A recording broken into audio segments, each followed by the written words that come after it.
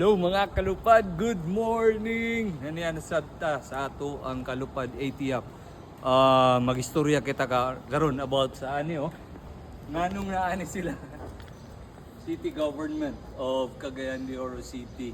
They are here because they are experts in doing their work. No? They are not here to enroll actually and to learn about marketing management, human resource development management. They are here because they would like their work to be accredited, given equivalency. Sa ato pa, expert na ni sila mga kalupad. Niani na sila para dili mo eskwela. Kanay uban, mahadlok. Kaya tangalig, sir, i-vlog minimum. May balaan nga nag-eskwela.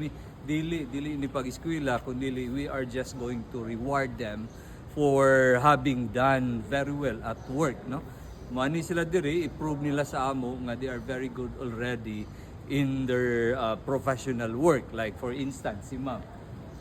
Yay! Expert na ni siya sa timong course ko Marketing. Marketing Yes. management. Kaya naa siya sa City Tourism, right? City Tourism and Cultural Tourism Affairs and Office. Cultural Affairs Office. So without niya, sa first name galing? Kim. Without si Kim, dili ma-promote ang ato ang city government, including that of the tourism, Yes. the tourist spots of Cagayan de Oro City.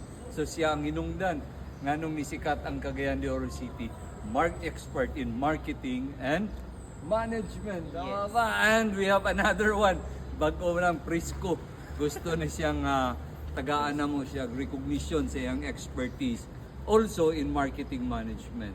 Isa sa mga sikat sa city tourism. Kitsa tingalan galing niya? James. Si Sir James Pakulba. Correct.